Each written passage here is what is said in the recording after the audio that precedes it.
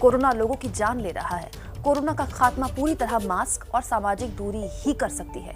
लेकिन वोट का रेला हो या आस्था का मेला, लोग भूल जाते हैं कि श्रद्धा की खुलेआम डुबकी लगाते हुए वो न केवल अपनी बल्कि दूसरों की जान को भी खतरे में डाल रहे हैं।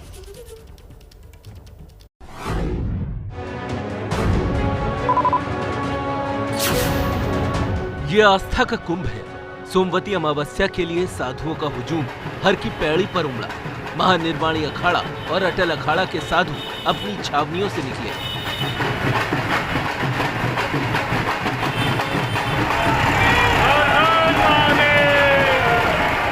और इससे पहले इन अखाड़ों के नागा सन्यासी संत महामंडलेश्वर अपने निशान लेकर निकले और गंगा में पवित्र डुबकी लगाई। साधुओं पर पुष्प वर्षा हुई। सोमवती अमावस्या पर साधु संत धन्य हो गए। उनके साथ ही लाखों लोगों ने डुबकी ली। लेकिन किसी ने ये नहीं सोचा कि इस सोमवती अमावस्या पर ऐसे हुजूम में कहीं कोरोना फैल गया तो कितने घरों में बर्बादी की अमावस वाली काली रात आ जाएगी। सोचिए कि कोरोना कितना खतरनाक है कि तमाम प्रोटोकॉल के बावजूद उसको रोकना मुश्किल हो रहा है। ये तय था कि कुंभ मेले में 48 घंटे के अंदर जिनका RT-PCR टेस्ट हुआ होगा वही लोग जाएंगे। बावजूद इसके पवित्र स्नान से ठीक पहले निरंजनी अखाड़े के नरेंद्र गिरी को कोरोना हो गया। पूरा अखाड़ा सैनिटाइज किया गया और अभी उनको आइसोलेट कर दिया गया है। वो आश्रम में उनका कक्ष अलग से ही है तो उसको आइसोलेट किया गया है। और उनके साथ जो साधु संतजन जो बहुत नज़दीक रहते थे उन सबको कॉन्टैक्ट ट्रेसिंग सीएमओ के द्वारा कराई जा रही है। पूरी नज़र है और अभी पूरे इसको निरंजनी अखाड़ा परिसर को सैनिटाइज किया जा रहा है। कहीं भक्ति का मेला है तो कहीं वोट का खेला है। अब मेला रेला खेला में कोरोना से जंग महज जुबानी बनकर न रह जाए। लेकिन भावनाओं का कुंभ इस कदर लबालब भरा है कि आसपास मंडराती मौत दिख ही नहीं रही। जिन मंदिरों में तैयारी है वहां कोरोना की एंट्री के आसार कम है। अब जयपुर के मशहूर मोती डूंगरी गणेश मंदिर को ही देख लीजिए। यहाँ श्रद्धालुओं को दर्शन से पहले जरूरी दिशा निर्देशों का पालन करना पड़ रहा है। आप देख सकते हैं मंदिर में इस वक्त भक्तों के आने जाने का सिलसिला लगातार जारी है।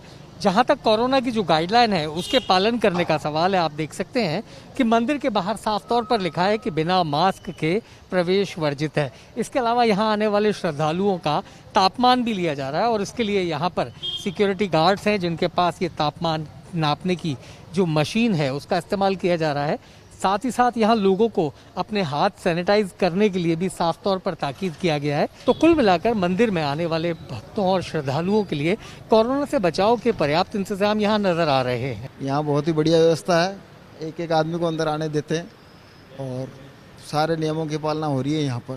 जी, तो आपको नहीं लगता कि किसी प्रकार के संक्रमण? नहीं, यहाँ ऐसी कोई दिक्कत नहीं है।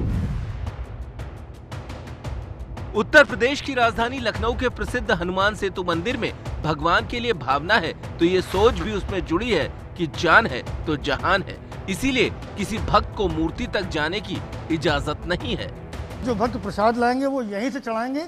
अगर उन्हें छोड़ देना है प्रसाद चढ़ा करके तो छोड़ दें, नहीं तो वो प्रसाद अपने साथ ले आ सकते हैं। ना तो प्रसाद और ना फूल माला, कोई भी चीज इस बैरिकेटिंग से आगे नहीं जाएगी। भीतर सिर्फ मंदिर का स्टाफ मौजूद रहेगा जो दूर से ही दर्शन कराएगा। ये तो हमारी सुरक्षा के लिए है और अगर ये सब होता है तो ये तो हम लोग सुरक्षित रहेंगे और दूसरी जो फैल रहा है उससे और फैलेगा नहीं। जितना हो सकता है उतने बचाव हो जाएगा। जैसे उत्तर प्रदेश में धार्मिक स्थलों के लिए सरकार की तरफ से कायदे कानून बने हैं वैसे ही पूरे देश में बनने चाहिए। कायदा नंबर 1 कि किसी भी धार्मिक स्थल में एक साथ 5 श्रद्धालु नहीं जा सकेंगे। कायदा नंबर 2 कि ये नियम मंदिर, मस्जिद, चर्च, गुरुद्वारा सभी में लागू होगा।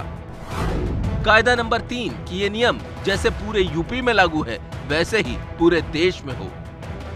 कोरोना कुछ ऐसी तेजी से बढ़ा है मानो झुलसाने वाली गर्मी में किसी जंगल में आग लग गई हो और जंगल की आग जल्दी बुझती नहीं। इसीलिए कोरोना से बचाव के लिए भावनाओं पर काबू जरूरी है। लेकिन यहाँ तो अब 4 धाम की यात्रा की पूरी तैयारी हो चुकी है।